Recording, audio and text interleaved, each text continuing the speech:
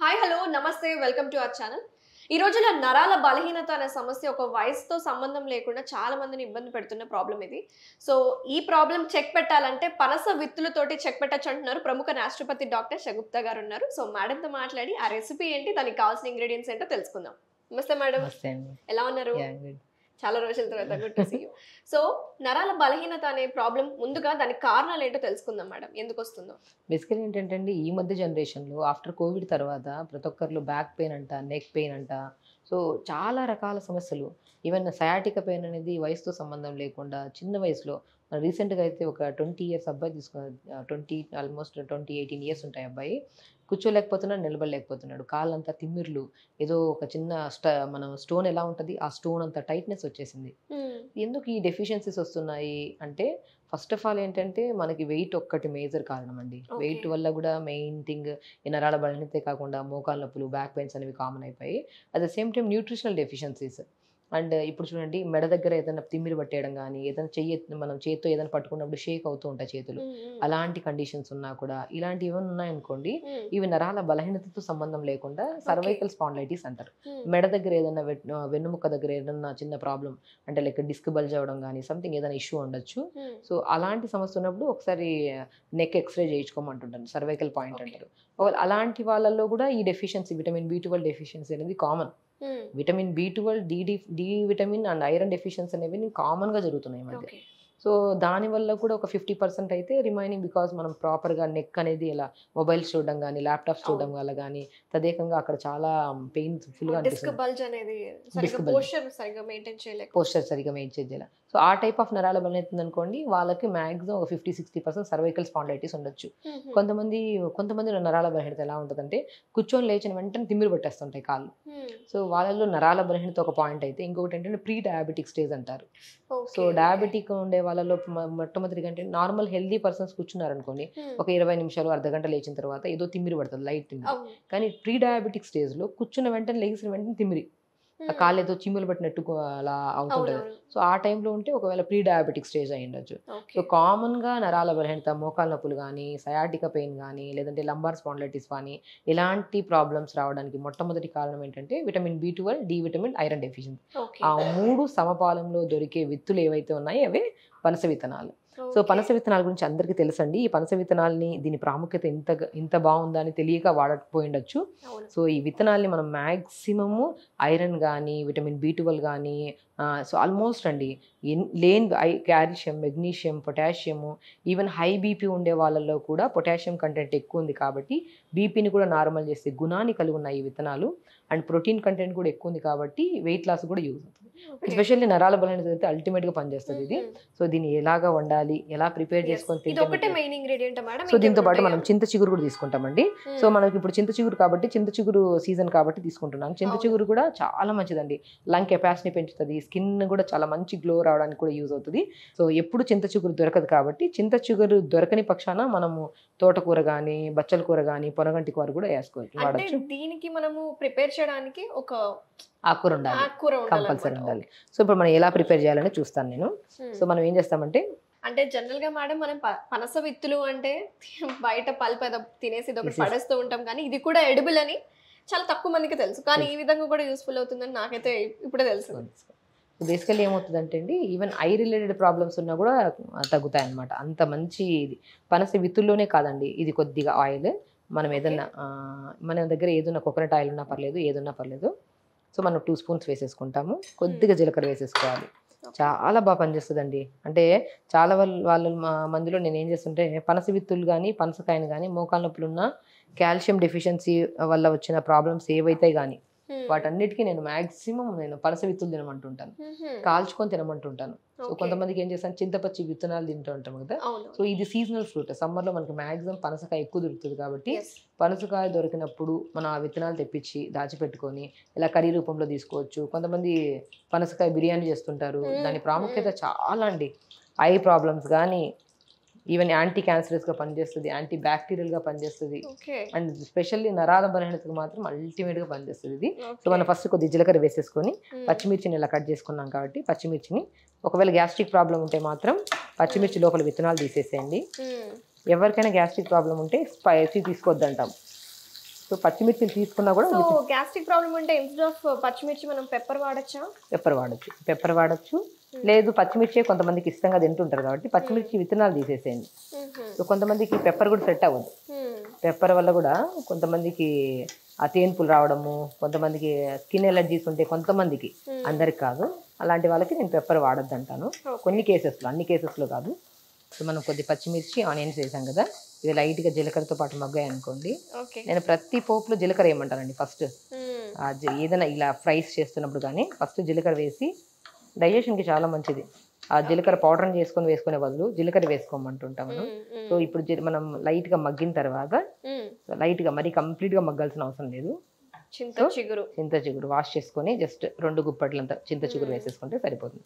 చింత చిగురు చాలా మంచిది, బోన్కి చాలా మంచిదండి. ఈ మధ్య చాలా పాపులారిటీకి వచ్చింది మేడం ఈ చింత చిగురు. అయ్యో బోన్కి మంచిది ఇది, బోన్ స్ట్రెంథనింగ్కి మంచిది, నర్వస్ ప్రాబ్లమ్స్కి మంచిది. చాలా మంది ఏంటంటే పులుపు ఎక్కువ ఉంటుంది కదా, గ్యాస్ ప్రాబ్లం వాళ్ళు తినద్దా అంటారు. సో ఇది న్యాచురల్ ఫ్రూట్, మన లీఫీ వెజిటబుల్ కదా. మీరు ఈ వెజిటబుల్ రెగ్యులర్గా తీసుకోండి. పులుపులు మాత్రం మాక్సిమం కొద్ది జంక్ ఫుడ్ వదిలితే చాలు. ఆ జంక్ ఫుడ్ వదిలేస్తే ఆటోమేటిక్ గ్యాస్ట్రిక్ ప్రాబ్లం పోతుంది, టైంకి తింటే ఏ ప్రాబ్లం రాదు. అప్పుడు ఏ వెజిటబుల్ తీసుకున్నా ఏ ప్రాబ్లం రావు మనకి. సో ఇలా చింత చిగురు చాలా అండి. చింత చిగురుతో మనం రకరకాల వంటలు వండుకోవచ్చు. చింత చిగురు బిర్యానీ, చింత చిగురు మటన్ కూడా చేస్తూ ఉంటాం. అవును, మాక్సిమం వెజిటేరియన్స్ వాళ్ళకైతే మాత్రం చింత చిగురు సీజన్ వస్తే మాత్రం కొద్దిగా పచ్చి కొబ్బరి చింత చిగురు వేసి చట్నీ అంటాను. చాలా బాగుంటది. చింత చిగురులతో నేను మాక్సిమం సొరకాయ కర్రీ కూడా చేయిస్తాను. ఇది మెయిన్ న్యూట్రిషన్ ఏంటంటే పనసకాయ విత్తులతో చేసిన కర్రీ కాంబినేషన్ విత్ చింత చిగురుతో చాలా బాగుంటది.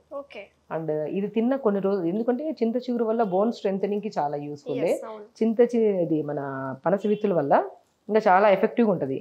కాల్షియం సప్లిమెంట్ ఎక్కువ ఉంటుంది అనమాట, ఐరన్. సో మెయిన్ థింగ్ ఏంటంటే మన ఇవి పనస విత్తుల్ని విత్తనాలని మనం ఉడకబెట్టాలండి. ఇది ప్లాస్టిక్ లాగా ఉంటుంది కదా, ఇది తీసేసేయాలండి. ఇది ఏంటంటే డైజెషన్ అవ్వడానికి చాలా టైం పడుతుంది. అండ్ ఇప్పుడు దీన్ని చిన్న చిన్న ముక్కలు కట్ చేసేసుకోవాలి. సో మనం పనసకాయ విత్తనాలు అసలు ఆల్మండ్స్ లాగా ఉంటాయండి, చిన్న చిన్న ముక్కల్లా కట్ చేసేసుకొని. దీని ప్రాముఖ్యత చాలా మంచిదండి, యాంటీ క్యాన్సరస్ గా పనిచేస్తుంది అండి. ఒకటి కాదు ఎన్నో రకాల సమస్యల్ని ఆ ఫ్రూట్ కూడా అంత ఎఫెక్టివ్గా పనిచేస్తుంది, అండ్ విత్తనాలు కూడా చాలా ఎఫెక్టివ్గా పనిచేస్తాయి. ఈ కాంబినేషన్ చాలా బాగుంటుంది. మనం మంచిగా ఇలా పనసకాయ విత్తుల్ని వేసేసుకుంటే పిల్లలు కూడా చాలా బాగా తింటారు. నేను ఈవెన్ వెయిట్ లాస్లో కూడా ఏదైనా సలాడ్ చెప్తుంటాను. ఆ సలాడ్ వెజిటబుల్ సలాడ్స్ అది కామనే కదా. చింత చిగురు కొద్దిగా పనస విత్తులు వేసేసి కొద్దిగా లైట్గా పెప్పర్ సాల్ట్ వేసుకొని మంచిగా ఒక బౌల్లో తినేసేమంటుంటాను. వెయిట్ లాస్ కూడా చాలా ఎఫెక్టివ్గా ఉంటుంది ఇది. సో ఐరన్ అంటే వెయిట్ లాస్ అనుకోండి, స్పెషల్లీ ఏం డెఫిషియన్సీస్ ఉంటాయి, ఐరన్ డెఫిషియన్సీ ఉంటుంది వాళ్ళకి. ఎందుకంటే వాళ్ళు తింటే ప్రోటీన్ ఫుడ్ తింటారు, లేదంటే కార్బోహైడ్రేట్, మిగతా ఏం తినరు మాక్సిమం. బాగా తెలిసిన వాళ్ళంటే కొద్దిగా డ్రై ఫ్రూట్స్ తింటుంటారు. సో కొంతమంది మాత్రం ఇలా పనస విత్తులతో చాలా ఇలా మంచిగా ఫ్రై చేసేసుకొని ఆ ఫ్రైని మంచిగా బ్రౌన్ రైస్లో కలుపుకొని తింటే చాలా మంచిది. అండ్ స్పెషల్లీ నరాల బలహీనత ఉన్న, బోన్ టీత్ ప్రాబ్లమ్స్ ఉన్నా కూడా చాలా చాలా ఎఫెక్టివ్గా ఉంటుందండి. ఈ విత్తనాల్ని మనం ఎంత ఎఫెక్టివ్గా తింటే నరాల్లో స్ట్రెంగ్త్ కానీ బోన్ కెపాసిటీ కానీ, ఎందుకంటే కాల్షియం రిచ్ ఉంటుంది కాబట్టి. చింత చిగురుతో పనసకాయ విత్తనాలతో చేసిన కర్రీ వల్ల చాలా మంచిదండి. ఎందుకంటే దీంట్లో ఉన్న న్యూట్రిషన్ వాల్యూస్ ఎలా ఉంటాయంటే calcium, B complex, vitamin, iron ఉంటుంది. చాలా కాల్షియం, మెగ్నీషియం, పొటాషియం, ప్రతి ఒక్క విటమిన్ సంపూర్ణంగా దొరికే ఆ విత్తుల్లో పనసకాయ విత్తులు. అండ్ స్పెషల్లీ ఈ ఫ్రూట్ అండి, పనసకాయని మాత్రం మనం మంచిగా ఇలాగా, ఇది చాలా స్మెల్ చాలా నచ్చుతుంది చాలా మందికి. అంటే చాలా మంది అంటుంటారు ఒక అంటే లైక్ ఒక 4-5 మించి తింటే ఏమైనా ప్రాబ్లం వస్తుంది. ఏ సమస్య రాదండి. చాలా కేసెస్లో, చాలా రేర్ కేసెస్లో క్రానిక్ ఎలర్జీ ప్రాబ్లం ఉండే వాళ్ళలో కొన్ని కేసెస్లో తినద్దంటాం. అది కూడా మనిషిని చూసి కొన్ని కేసెస్లో పడతాయి, కొన్ని కేసెస్లో పడవు. అది కూడా ఎలర్జీస్ ఉంటే మాత్రమే కొన్ని కేసెస్లో వద్దంటాను. మిగతా వాళ్ళు ప్రతి ఒక్కరు తీసుకోవచ్చండి. సో అన్ని అలర్జీస్ కాదు, కొంతమంది క్రానిక్ అలర్జీస్లో ఫంగల్ ఇన్ఫెక్షన్ అలర్జీస్ ఉంటాయి, వాళ్ళలో కొన్ని రోజులు వద్దంటాము. సో ఆ ప్రాబ్లం పోయిన తర్వాత రెగ్యులర్గా తినమంటాము. చాలా ఎఫెక్టివ్గా హార్ట్ని హెల్తీగా ఉంచుతుంది. అండ్ దీంట్లో పొటాషియం కంటెంట్ ఎక్కువ ఉంది కదా, మన బాడీలో సోడియం కంటెంట్ పెరిగితే దాన్ని బ్యాలెన్స్ చేసి ఆ సోడియంని తగ్గించే గుణాన్ని కూడా కలిగి ఉన్న బెస్ట్ ఫ్రూట్ ఏదైతే ఉందో అది మన పనసకాయ అండ్ పనస విత్తనాలు.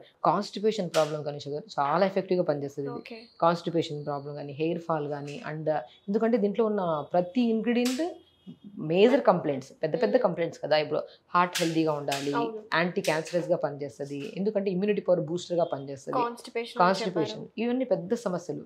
అలాంటి పెద్ద సమస్యల్ని తగ్గించే గుణం కలిగి ఉన్న ఇవి పనసకాయ అండ్ మన నరాల బలహీనత అనేది అల్టిమేట్గా పనిచేస్తుంది అనమాట. Very nice. సో ఇది సర్వ్ చేసుకుందామా? అయిపోయిందా? అయిపోయింది. బౌల్ తీసేసుకోండి. చిన్నప్పుడు దీన్ని మనం కాల్చుకొని తినేవాళ్ళు విత్తనాలు. చాలా టేస్టీ ఉంటుంది.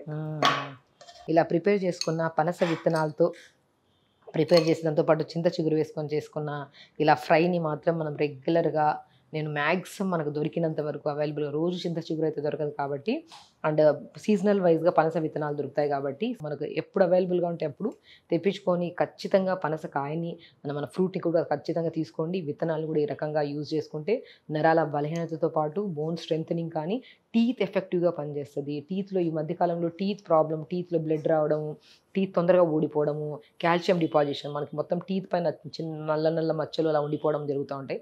అలాంటి పెద్ద సమస్యని కూడా మనకి తగ్గించే గుణాన్ని కలిగి ఉన్న పనసకాయ విత్తనాల్ని మనం రెగ్యులర్గా తీసుకుంటూ ఆ సమస్య నుంచి బయటపడతారని ఖచ్చితంగా వెరీ అనుకుంటున్నాను. నైస్. టేస్ట్ చూసి చెప్తాను ఎలా ఉందో టేస్ట్. మీరు కూడా టేస్ట్ చూడాలి నాతో పాటు.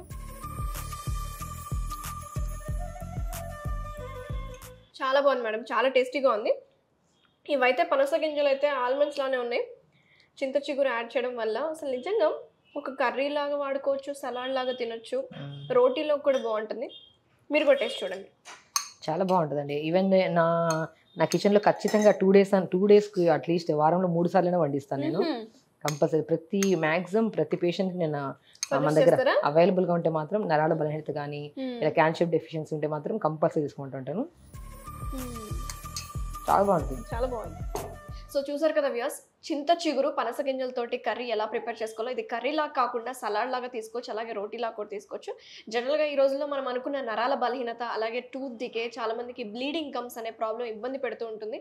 సో ఇది తీసుకోవడం వల్ల మంచి కాల్షియం అందుతుంది, అలాగే నరాలకి స్ట్రెంథనింగ్గా ఉంటుందని చెప్పుకొచ్చారు కదా మేడం. మీరు కూడా తప్పకుండా ట్రై చేసి ఎలా ఉందో కమెంట్స్లో తెలపండి. So thank you so much madam, మంచి రెసిపీని ఈరోజు మా స్టూడియోకి వచ్చి పరిచయం చేస్తున్నాను. థ్యాంక్ యూ అండి, నమస్తే.